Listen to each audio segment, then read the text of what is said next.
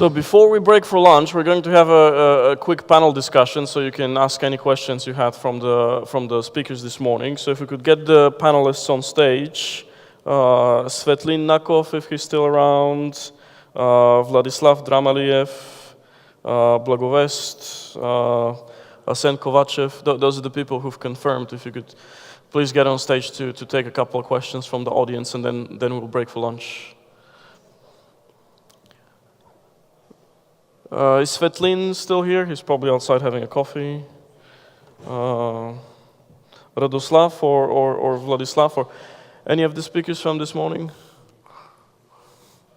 Well, let's get the couple of lawyers here as well, in case Evgenia and in case there's any legal questions. So the way this is going to proceed is we have about 15 to 20 minutes. Oh, here's Svetlin. Please come on stage.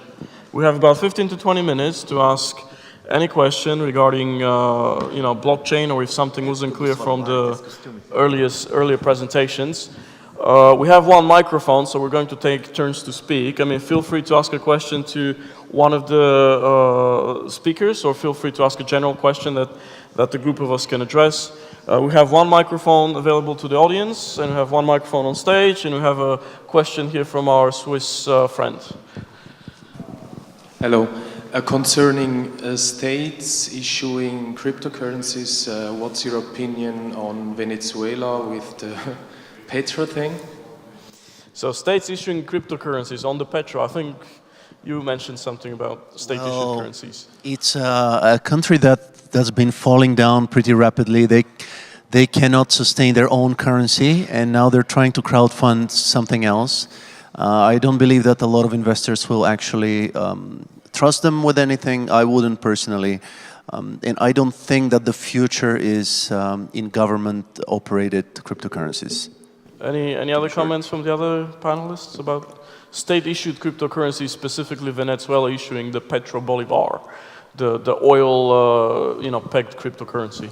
Yeah, I think these are again some kinds of intermediary technology that could appear or will appear before something else takes over the world, or some other major cryptocurrency takes over the world. I mean, it's going to take a lot of time. Concretely for state-issued currencies, there are a lot of considerations related to the management of that currency and to the effects that it will have on the economy. So if they're also looked at some kind of alternative to cash. So you remove the cash, and now you have cryptocurrency, which is everybody knows it's digital cash. But actually, this creates a lot of uncertainty in the system, and in addition, removes the ability of individuals to transact anonymously, which the most anonymous way actually in transacting is cash. Currently, it's not even Bitcoin, but it's cash. So I think this state-issued cryptocurrency is a bit of a push towards the decashalization of society, and I personally don't like that. Okay, so not a fan of the Petro. Anybody else want to comment? Just wanted to mention also that it's interesting what happened with, I think they very quickly issued an executive order, was it, from Donald Trump saying this is now embargoed. It's an interesting response, although with respect to the Petro itself, to me it seems very shady. However, I would like to see some countries actually adopt this model and try to put a lot of their social functions on a blockchain or using a cryptocurrency in general, and hopefully those won't get embargoed. Cool, thank you. Yep, a raised hand over here.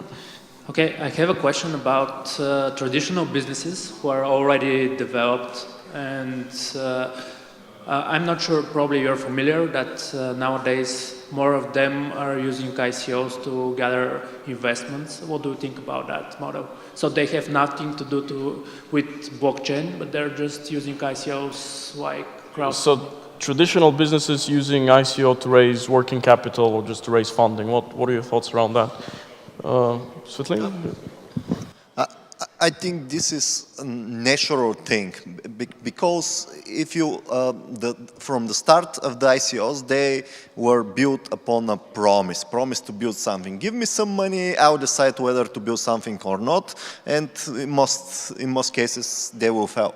And the next level in the ICOs are moving that you make some piece of the product, like when you go to a traditional investor, you demonstrate, you already have some client base, customer base, and then you say, oh, I need money to do this. But this is only the first piece. The second piece is that if you want to have an ICO or a cryptocurrency venture, you need to put some kind of token mechanics.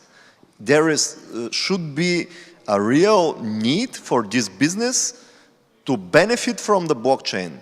If you can do the same thing without using blockchain at all, this is some kind of fake project. So traditional business innovating through blockchain and raising funds, for example, to introduce a token for mobility or token for agriculture, where people will have a good reason to buy this token and will have a good reason to sell this token. This makes the token mechanic life, and unless you have this, it's a broken project.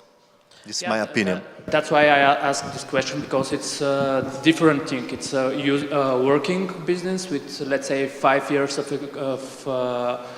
experience on the market, millions or billions of dollars of revenue.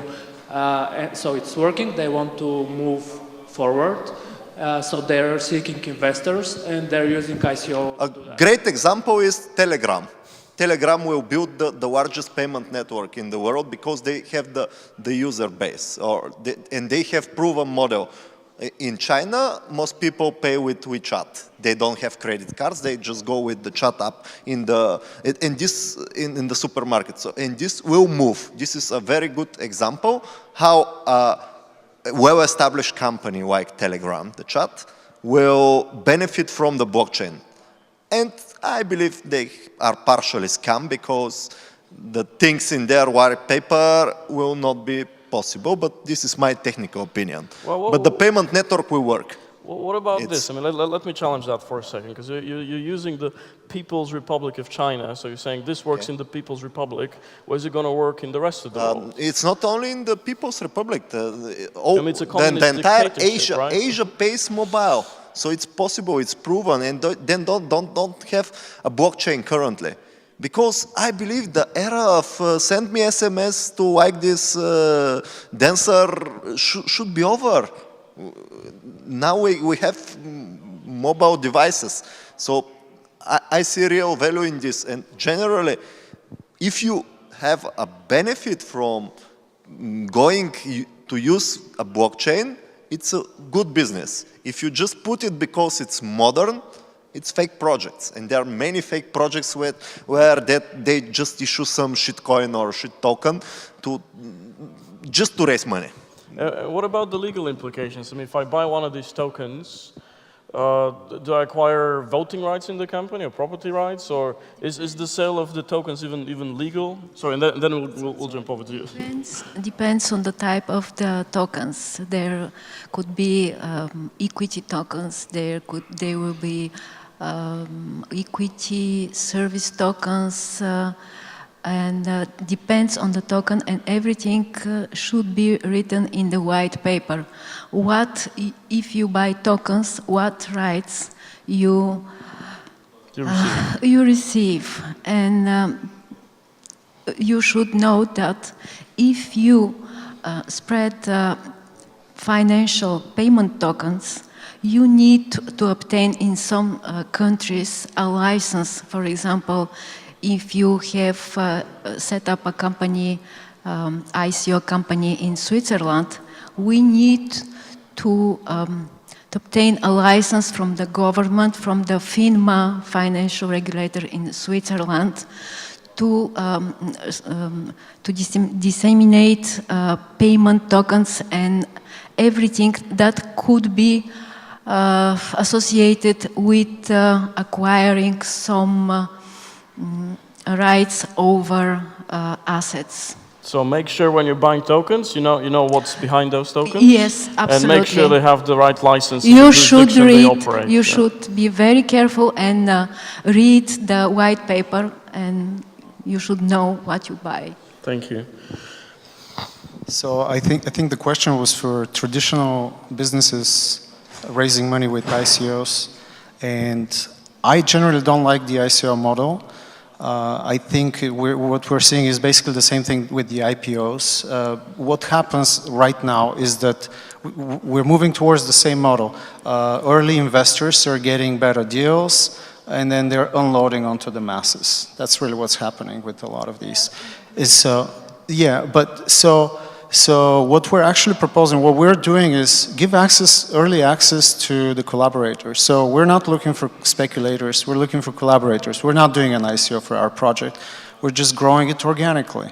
And ultimately, maybe 5-10 years ago, this wouldn't be possible, but right now people are willing to actually be part of this and really be part of this. And I really hope that one day what's the exit strategy here? Really, for me, the exit strategy wouldn't be to convert to fiat. The exit strategy for me from all of this would be to not need fiat anymore. If we could just express our contributions to one another in some way, we don't even need to be part of this system anymore. So I think there's a conference in that, in the ICO versus traditional funding model. I think that can be we probably have enough material for a conference there. Third model that people we're about to explore, but traditional businesses could do that as well. So instead of hiring contractors to do the work, they can say, you believe in our business, you can be part of our business by just doing work, and your contribution is reflected in our system.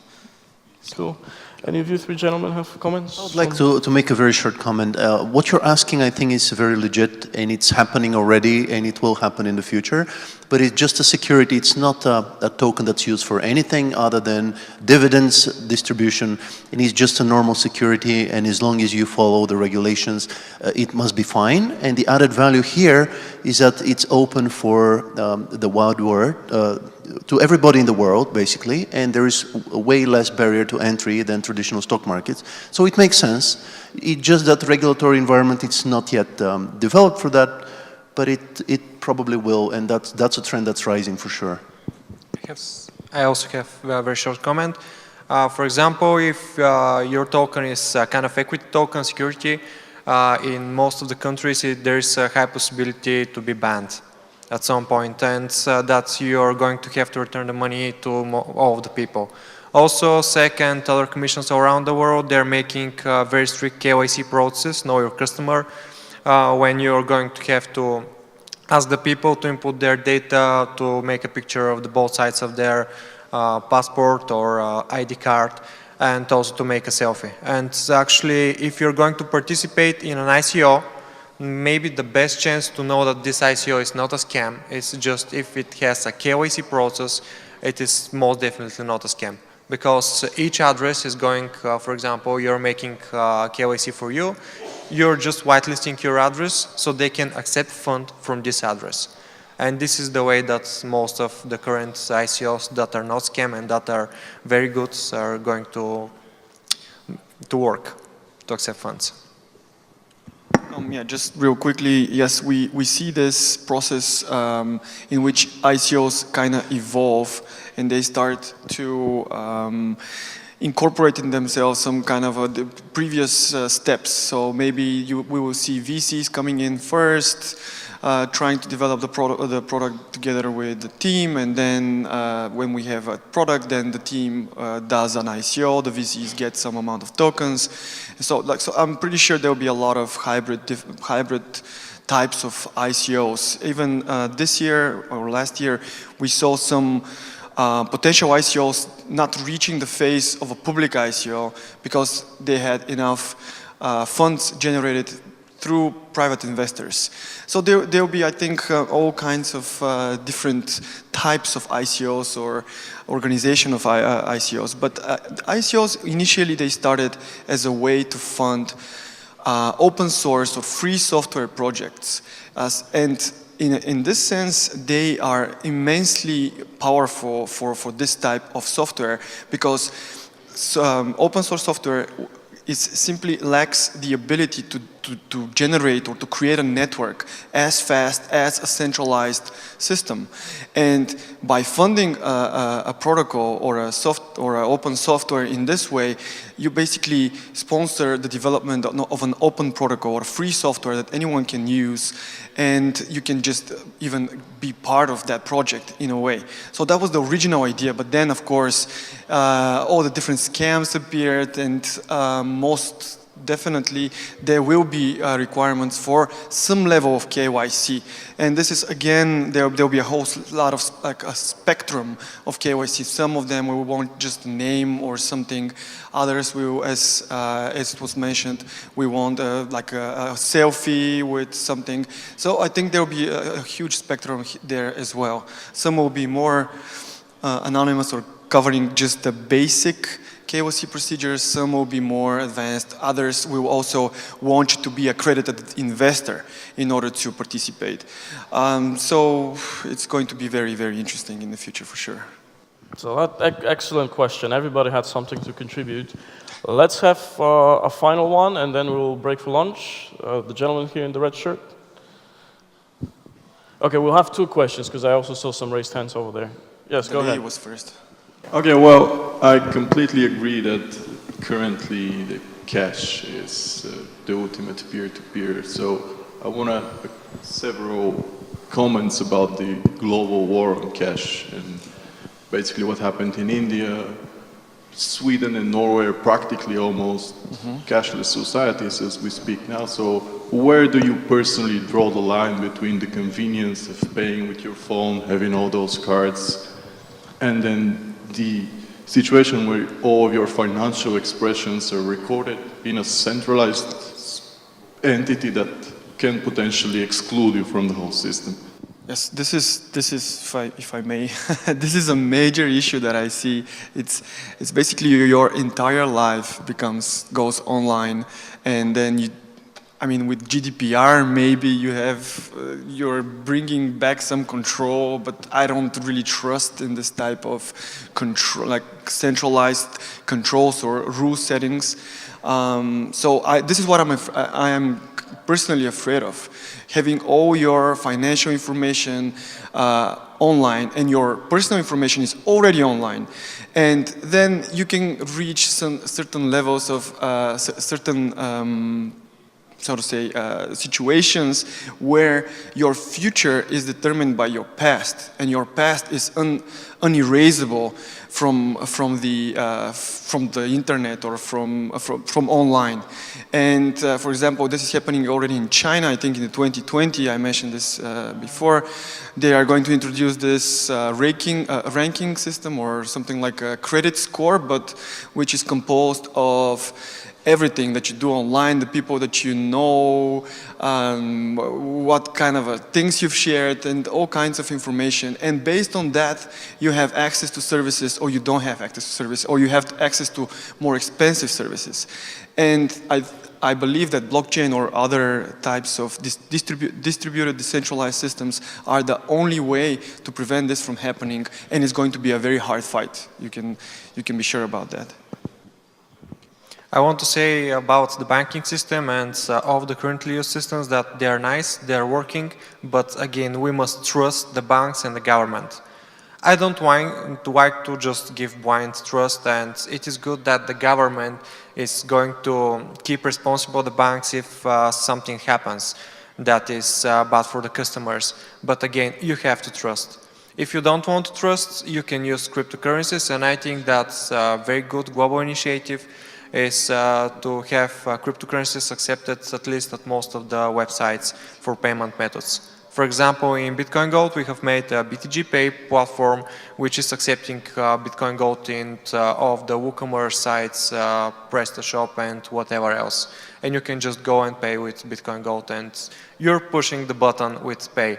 It is not auto transactions like maybe most of you have paid, for example, for Netflix, want to get 1 month, and then a year and a half later they understand that they are paying each month for Netflix. And you just ask yourself, what is this transaction? But again, you have just clicked agree once and you're not getting asked again. So I think that the right direction is to have kind of cryptocurrency payment method like Bitcoin and Bitcoin Gold and Ethereum.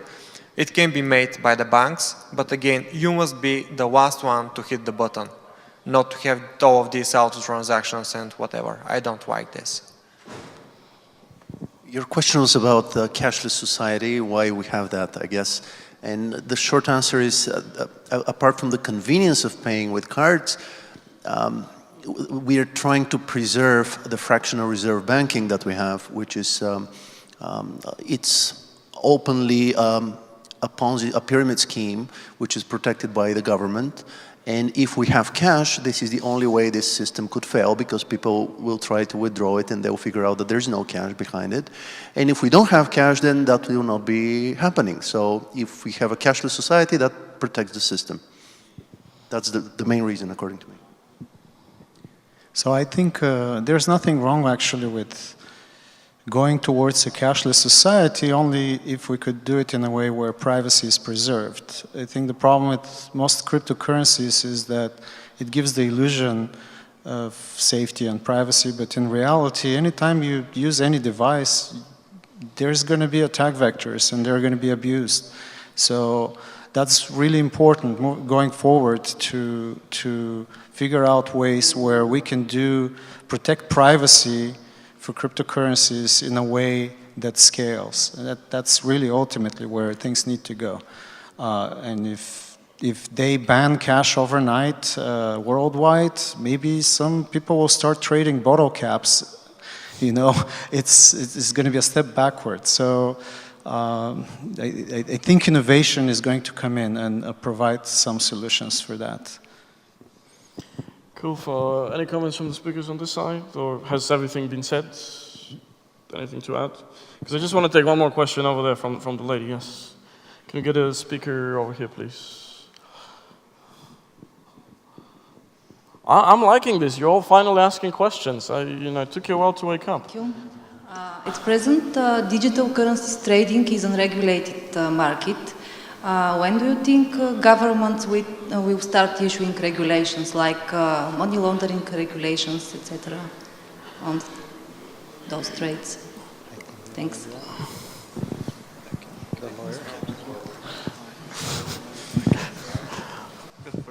It's actually not really not regulated.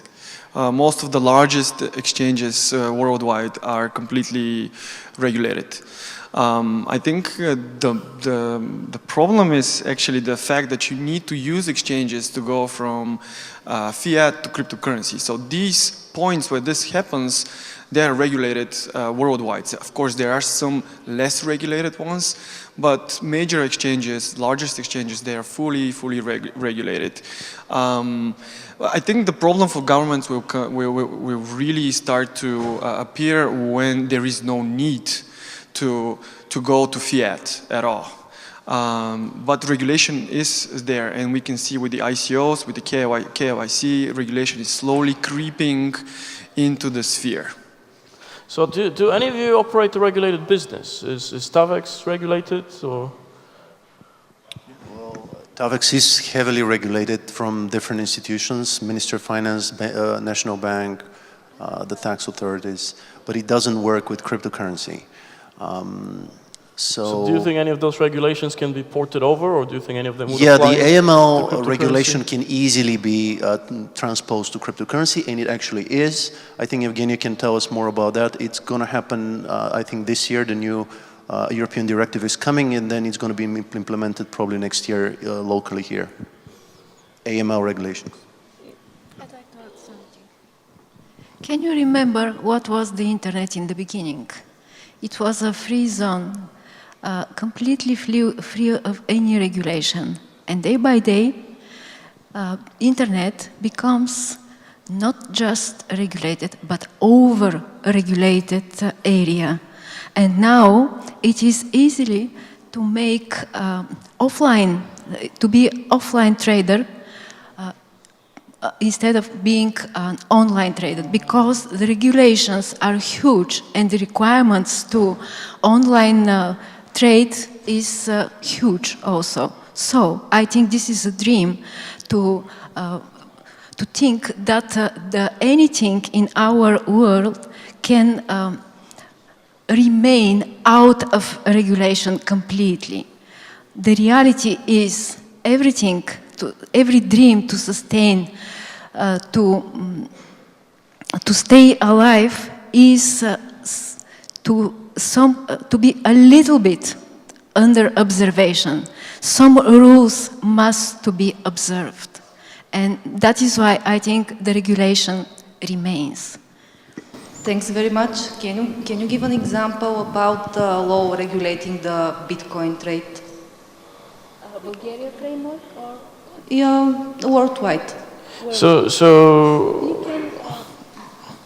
Okay, just few words. Bulgaria is a nice place for setting up an ICO for a cryptocurrency project and things like that. Because cryptocurrency in Bulgaria is not out of the law. Moreover, we have some regulations issued by National Revenue Agency and containing some instructions of and regulations how to be taxed the incomes from cryptocurrency deals and etc. etc. So Bulgaria is a good place for setting up a company and launching crypto projects. As to the world, the situation is very interesting. I think the last year, 2017, was the year when it was a breaking point. The many governments adopted specific regulations, and in fact, there is a clear trend. This process, especially investment process, when cryptocurrency projects involve investments and management of money and portfolio, managing a portfolio, this cannot remain without regulation and without licenses from the authority. And this will be a guarantee for the, how can I say, for this process, for the stability of this process of this economy. Thanks very much. Thank you. I'd love to take more questions, but I think we're all very hungry. So let's go and have sandwiches, and we'll reconvene in an hour. And then we'll continue with the blockchain topic and then move on to the next topics. So thank you very much.